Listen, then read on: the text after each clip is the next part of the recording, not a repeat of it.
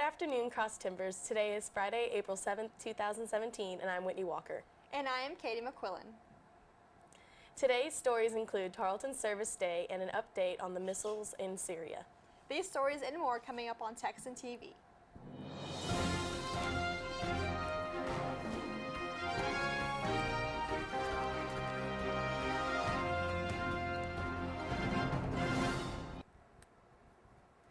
In campus news, the university was closed yesterday for the day as Tarleton students were encouraged to support their community instead of going to class. Let's take a look.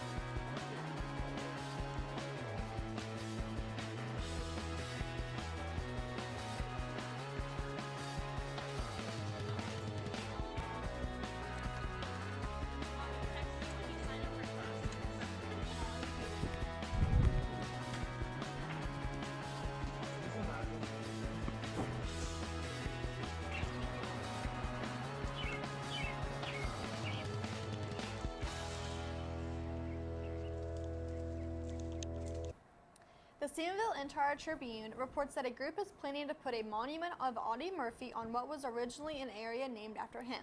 Murphy was the most decorated soldier of World War II. Murphy was born in Texas, and his heroics made him famous enough that a rodeo arena was named in his honor. Although the arena is no longer standing, a monument will be placed on the arena site to commemorate Murphy's service to the country. The mayor of Stephenville said the monument honoring Murphy will be the further proof that the city truly is the cowboy capital of the world. And now today's Texas national and international news from the Associated Press. In state news, a man was arrested yesterday in East Texas after he led police on a car chase in an ambulance. 18-year-old Armando Vanaja was transported to the Palestine Regional Medical Center's emergency room at 5 p.m. yesterday. Shortly after exiting the hospital, he reportedly stole an ambulance owned by the hospital. Palestine police officers then pursued Vanaja in a high-speed chase, which ended because Vanaja hit a curb, causing the ambulance to kill its motor.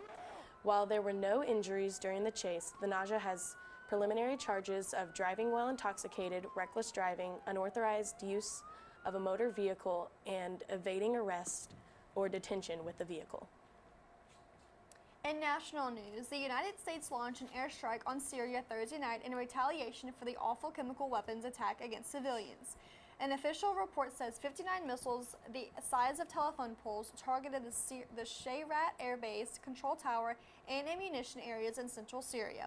This attack executed some Syrians and wounded others. However, Governor Talal Barazi has not given precise numbers yet. President Trump did not get approval from Congress or United Nations before ordering strikes. although he does have the right to defend and protect our allies and civilians.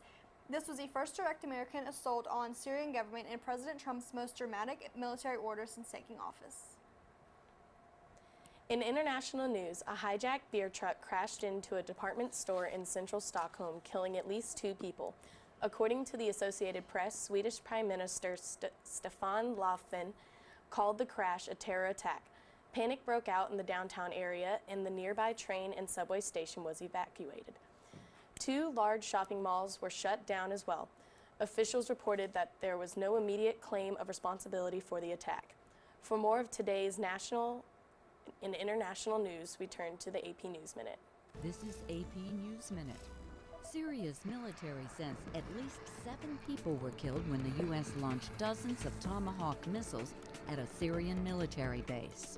President Trump said the chemical attack on Syrian civilians this week was launched from that base. The missile strikes came as President Trump was in Florida for his summit with the Chinese president. Those two are expected to discuss North Korea and the U.S.-China trade imbalance on Friday. Severe weather struck in Okeechobee County in Florida. Powerful winds wrecked homes and flipped over recreational vehicles. And former presidential candidate Hillary Clinton spoke to a summit on women's issues in New York.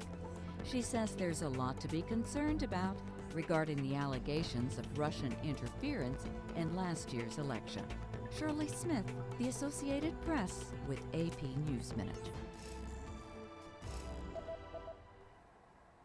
The biggest weekend in golf is finally here and in one of the most beautiful places in America, the Masters Tournament in Augusta, Georgia.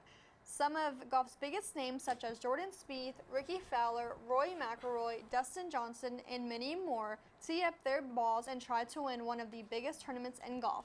It will be interesting to see how things go, especially this weekend, especially with the weather. The winds on the course yesterday were so strong that it blew golf balls about 6 feet as Adam Scott and defending champion Danny Willett were about to putt. In Tarleton sports, baseball is getting ready to take on Eastern New Mexico in Portales, New Mexico. The Texans play at 2 and 4 p.m. on Saturday and 2 p.m. on Sunday. Softball plays the Texas Women's University in Denton at 6 p.m. on Friday and 1 and 3 p.m. on Saturday. In Major League Baseball, Texas teams are not off to a great start. The Houston Astros' final score was 2-1 with their series against the Mariners. The Texas Rangers lost to the Cleveland Indians 4-3. Now let's kick it out to Channing with the weather. Hello Texans. As you can see, it's very sunny outside right now and will most likely remain that way for the rest of the day. There might be slight cloud cover, but we're mostly maintained with clear skies. Tomorrow and Sunday will both have a high in the mid-80s. After that, things will start to cool off as Monday has a chance of rain and it will be cloudy for the rest of the week. Thank you, Texans. This has been a production of Texan TV News, a product of the Texan News Service from the Tarleton State University campus in Stephenville, Texas. Watch us live on Apogee Channel 2.1 in the dorms at 12:30 weekdays. If you live off campus, tune in on Northland Cable Channel 9. You can follow the Texan News Service on Facebook and Twitter and check out our website at www.texannews.net for all of your latest local, state, national, and international news. Today's broadcast was produced by Channing Flatt, Shelby Clayton, Sydney Burns, and Christian Rocha. Have a wonderful day, Texans.